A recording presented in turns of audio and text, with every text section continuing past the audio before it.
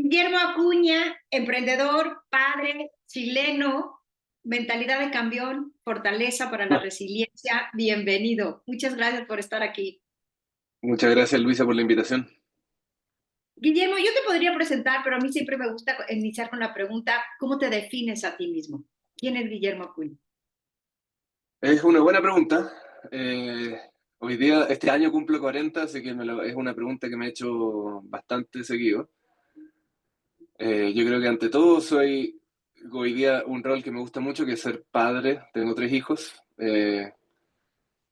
y han vivido una vida bien patiperra, como decimos en Chile. Se han movido por varios países. Uno nació en México, mi esposa es holandesa, así que somos una familia bien multicultural. Ahora estamos viviendo en México. Y para mí es como el primer rol, ser padre y criar hijos que después se conviertan en, ojalá que líderes a su manera, la manera que elijan, y que logren un impacto en el mundo. Y como segundo rol, soy emprendedor. Me gusta crear empresas que funcionen, que tengan un impacto en el mundo, que generen valor y que finalmente logren algún cambio, aunque sea chiquitito, en el mercado, especialmente de Latinoamérica, que es el que más cariño le tengo. A nivel profesional como emprendedor, ¿cuál es uno de tus éxitos de los que más, no los extraños, sino tú te reconoces, a ti te da orgullo?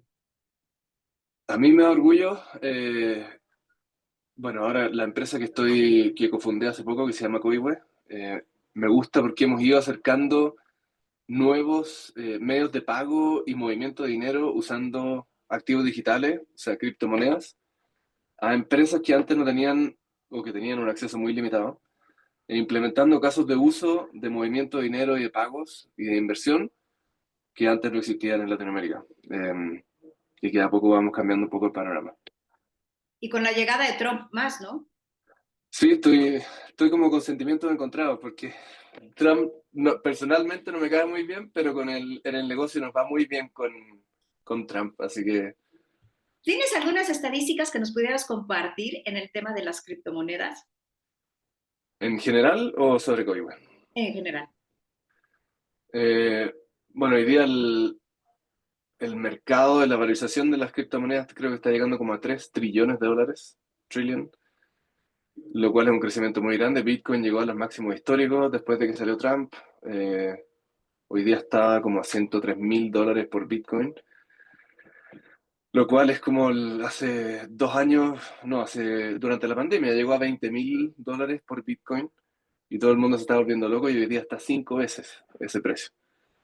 Eh, y no es chiste que Trump ha hecho que el mercado vaya más adelante. Bueno, por algo Trump tiene una colección de NFTs, sacó una moneda meme, tiene un proyecto DeFi, tiene muchas cosas que están haciendo que cada vez, especialmente el gobierno de Estados Unidos, que estaba muy hostil contra el cripto, se presente mucho más amistoso. Y hoy día, más allá de la especulación financiera, hay muchos casos de uso, especialmente para Latinoamérica, como protección ante la inflación, movimiento de dinero entre países muy rápido y a costo muy barato, y eventualmente tokenización de activos reales y cosas de ese estilo que nos van a traer yo creo, una revolución en cómo vemos la finanza, ya que esto es como un dinero inteligente, programable. ¿Cómo tuviste contacto con esto? ¿Dónde nace tu amor, tu pasión por hacer esto? Es una larga historia. Si tenemos tiempo la puedo contar.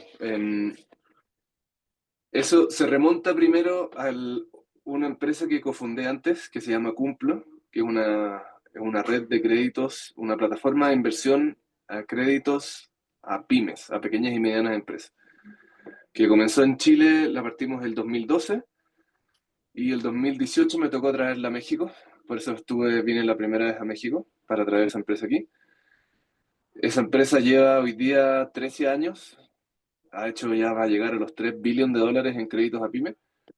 Eh, y ahí, bueno, otra de las cosas que me gusta de eso es que también cambiamos un poquito el panorama de créditos a las pymes, que con las tasas altas que hay en Latinoamérica, el darle esta alternativa de financiamiento permitió que muchas pymes, miles de pymes en México, Chile y Perú lograran crecer más rápido.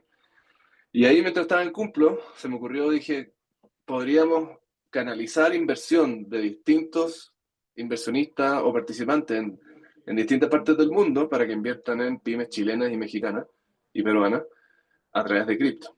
Entonces se lo presenté al consejo, hice la tarea, investigué de cómo usar cripto para implementar este caso de uso y el consejo me dijo, no, ya estamos, nuestro modelo de negocio ya es lo bastante innovador como para además meterle cripto.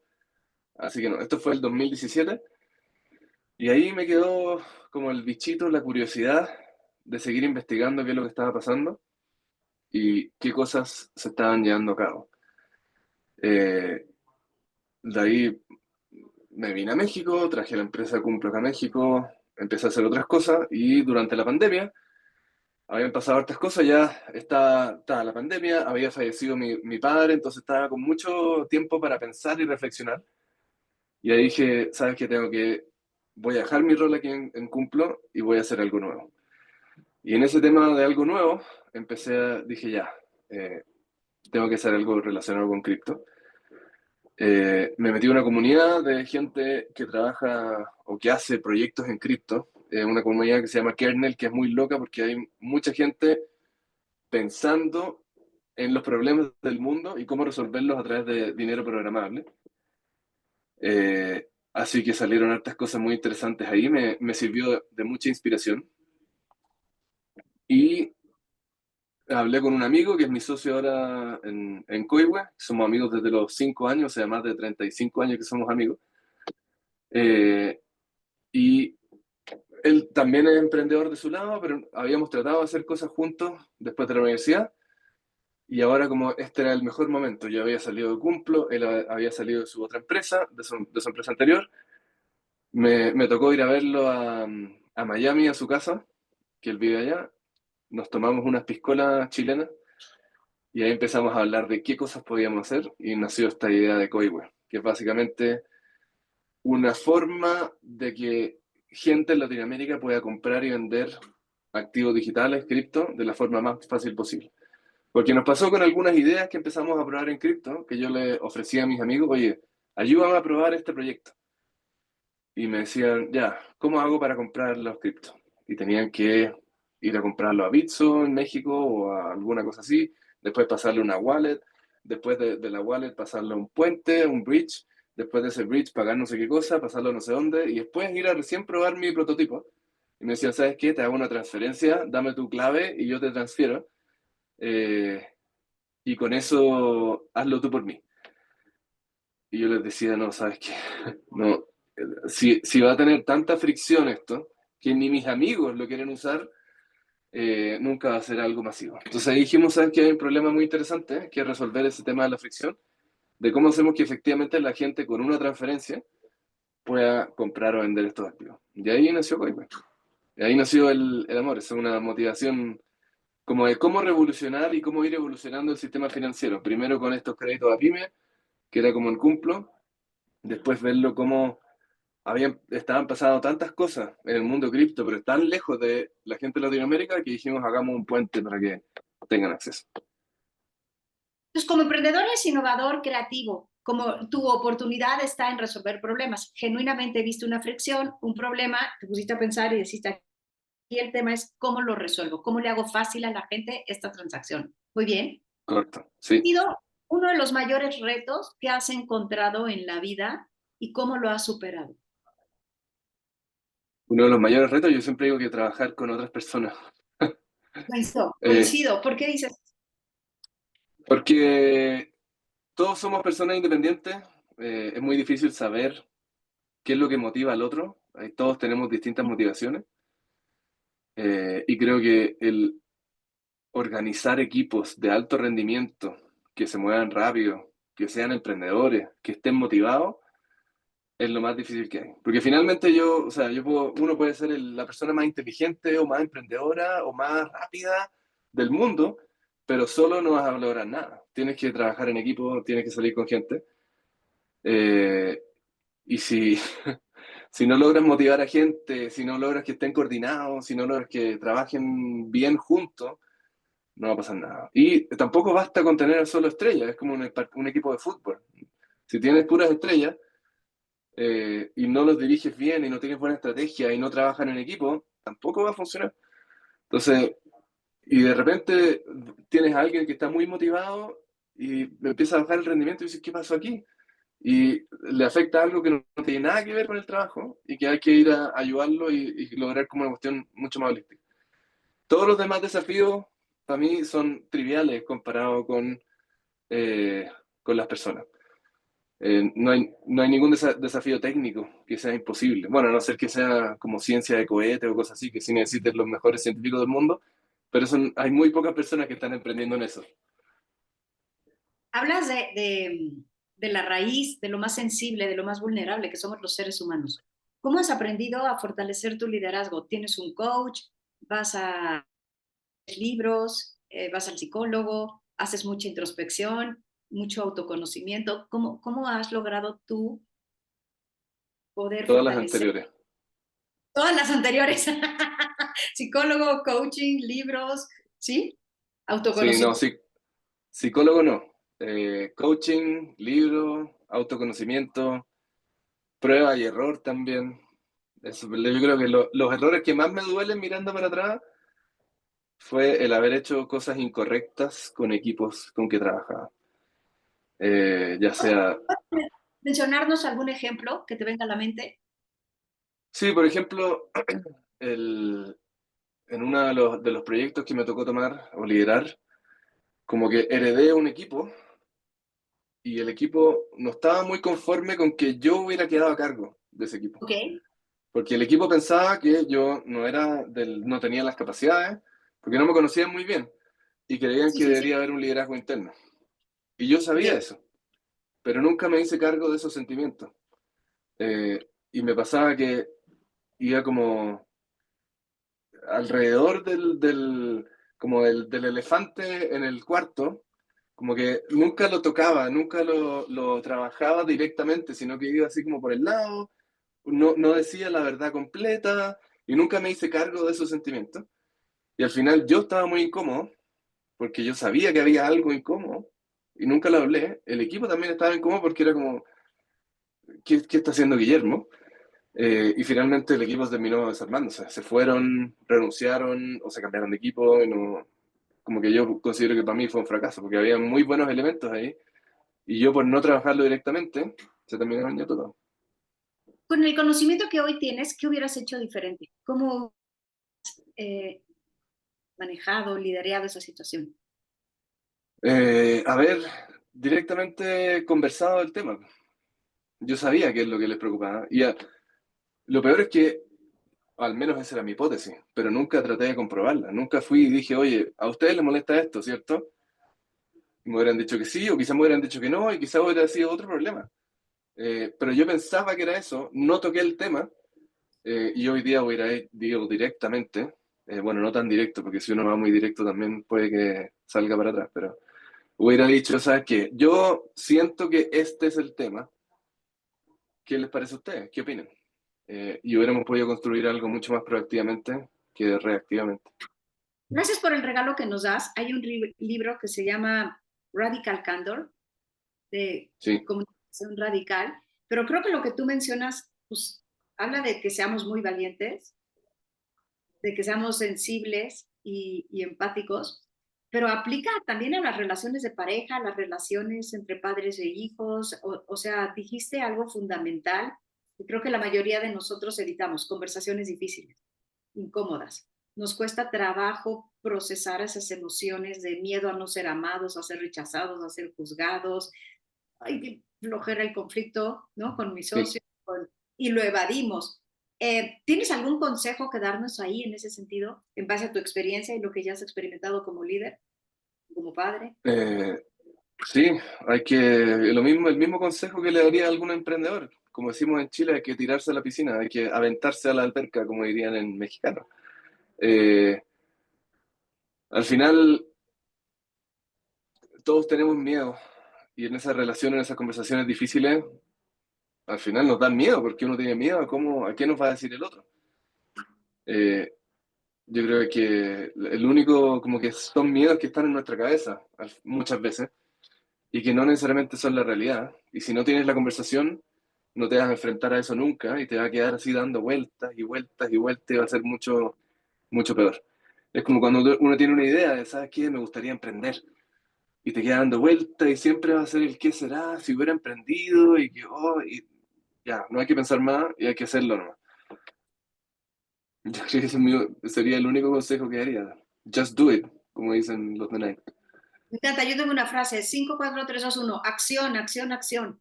Y ya en el camino Sí, pivoteamos, mejoramos, pero acción. sí, si no actuamos no vamos a aprender. La gracia de la acción es que hay un resultado y uno aprende. Y puede ser que aprendas que la acción que tomaste está equivocada, pero si no tomas la acción no pasa nada. A veces que vemos mucho con los emprendedores. Nosotros tenemos una firma de coaching de negocio y acompañamos a dueños de empresas emprendedores. El tema de las finanzas, por lo que platicas, pensaría que no es un tema para ti. Pero ¿tienes alguna recomendación para alguien que esté iniciando de cómo manejar sus números, de cómo acercarse a las finanzas, de cuál desde tu experiencia es lo elemental, lo básico que sí deberíamos de saber o masticar? Sí, ahí yo he tenido suerte en mi vida. Entonces el tema financiero nunca ha sido un problema para mí. En el sentido de que siempre tenía un buen sueldo o ahorros cuando no tenía sueldo. Entonces, a pesar de que mi esposa vivió momentos estresada cuando estábamos partiendo Coihue y no teníamos salario, yo como que siempre he sido un optimista. Entonces, como que no, ya, el futuro proveerá, que es un poquito irracional, pero nunca ha sido una causa de estrés para mí.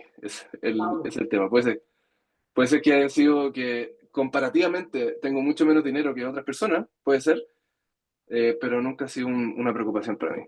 Y por eso siempre he tratado de buscar socios o personas que trabajen conmigo que sí sean mucho más ordenados y que tengan ese tema de, oye, ¿qué vamos a hacer para el futuro? Y también he tenido suerte en ese sentido, de que siempre he estado con personas que son estructuradas y están preocupados de eso. Sí me preocupa, eso sí, el flujo de caja de la empresa. Finalmente, si no estamos vendiendo, la empresa no sobrevive. Entonces, lo primero es saber, es salir a vender, tener buenas ventas y todo lo demás va a ir después. No gastar antes de estar vendiendo. Y para mí ese es como el consejo también que yo llevo en mi vida diaria. Entonces, generar antes de gastar, no gastar más de ¿Sí? lo que tenemos y encontrar socios que compensen nuestras áreas de oportunidad. Tener mucha conciencia en que soy bueno, voy a ser mejor y juntarme con alguien, me imagino, buena persona. Yo siempre digo a mis hijos y a mis clientes que para mí lo más importante en la vida es tener esta inteligencia para reunirte con buenas personas. Si tú te Sí, asocias con buenas personas, te casas con buenas personas, no importa cómo va a ser la marea de la vida, va a ser más fácil atravesarla. de acuerdo. Yo eso me gusta de mi esposa también. Tenemos personalidades muy complementarias. Entonces, hay cosas que a mí no me preocupan, pero que a ella sí le preocupan, y como a ella sí le preocupan, me empiezan a preocupar a mí y como que nos vamos complementando. Yo la relajo o la preocupo, dependiendo de qué es lo que sea, y ella a su vez conmigo también. ¿Qué sigue para Guillermo? ¿Cuál es uno de tus mayores retos en este momento? ¿Qué sigue? Hoy día los mayores retos es lograr más velocidad en la empresa. Eh, el único superpoder que tiene una startup en comparación a otras empresas es la velocidad. Ok. Eh, Porque van a haber empresas más grandes, con más personas, con más dinero, quizás con más talento, pero que idealmente se mueven más lento que tu startup. Y para mí eso es algo que es mi mayor desafío, es como lo que me quita el sueño. ¿Cómo nos movemos más rápido? Eh, pero sin equivocarnos, porque cuando uno se equivoca, se pierde mucho tiempo y el tiempo es el recurso más escaso que tenemos. Eh, Eso es básicamente la preocupación. Y eso en todo sentido, cómo vendemos más rápido, cómo nos movemos más rápido, cómo trabajo con los abogados más rápido, cómo nos expandimos a más países más rápido, cómo llegamos a más clientes, cómo desarrollamos productos, cómo hacemos lo más rápido posible, todo. Toma de buenas decisiones. Nadie nos queremos equivocar. Si tú fueras mi asesor en mi empresa, ¿qué consejo me darías ¿sí? para poder, creo que en la vida no hay garantías, pero le apostamos a las probabilidades, mejorar mis probabilidades de éxito en tema de velocidad y toma de decisión? Una buena pregunta y estoy buscando la respuesta también para eso. Em, Creo que al final, ¿Sabes? Yo sé que sí sabes. sí, es el no tener miedo a que te falte información para tomar una decisión. ¿Ok? Porque finalmente nosotros, parte del ejercicio de crear una empresa y hacerla crecer es tomar decisiones rápidas con la información disponible en ese momento. Y como hablabas tú antes, 4, 3, 2, 1, acción. Si no estás actuando, no tienes un feedback del entorno y no estás aprendiendo. Entonces, no hay que tener miedo a tomar decisiones con poca información, porque ya eso te va a llevar a una acción, que te va a llevar a un aprendizaje, y que vas a poder tomar otra acción con más información y estar así como en un círculo virtuoso, idealmente, sino porque la idea es aprender. Eh, y creo que ese sería el consejo, encontrar una cultura o crear una cultura que esté constantemente aprendiendo, que no tenga miedo a tomar decisiones rápidas, pero que esté constantemente aprendiendo de esas decisiones que ha tomado, eh, que es difícil, porque tienes que premiar el fracaso, o sea, más que premiar el fracaso, es no castigar el fracaso. Así y premiar la toma de decisiones rápidas y las apuestas que van haciendo. Pero creo que tienen que tener sentido, porque si alguien dice, ya, vamos a probar esto, ya, pero ¿por qué? ¿Cuál es la razón? ¿Cuál es la hipótesis que estás probando? ¿Y qué vas a aprender si te equivocas?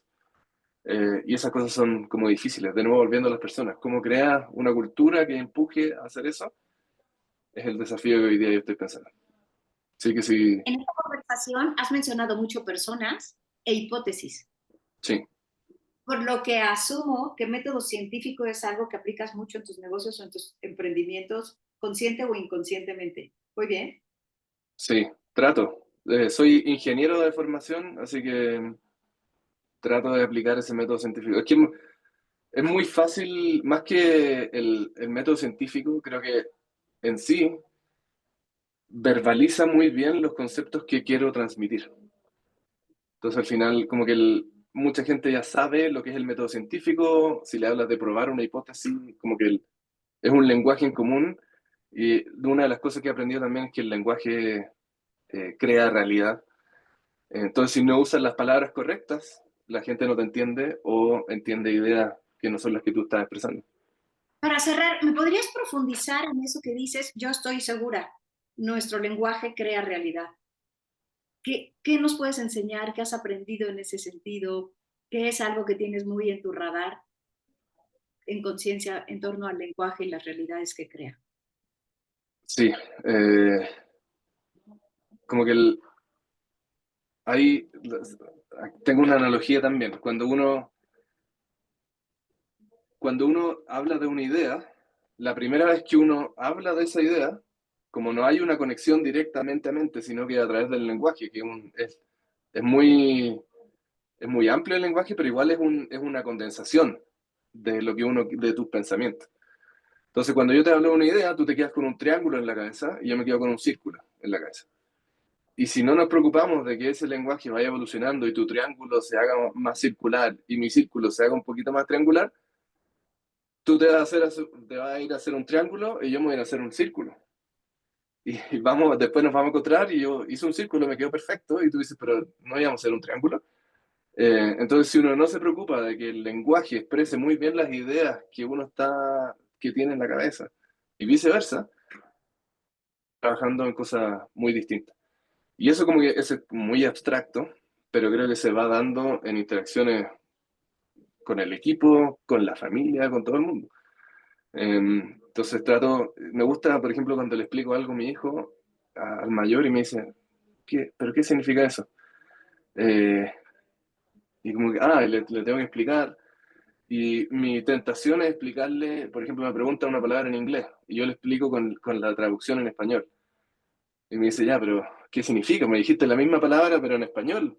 Como que, y eso como que le va dando forma, uno casi que lo ve, bueno, no lo ve físicamente, pero lo ves cómo va su cerebro moviendo los engranajes y creando realidad y cómo experimenta la vida.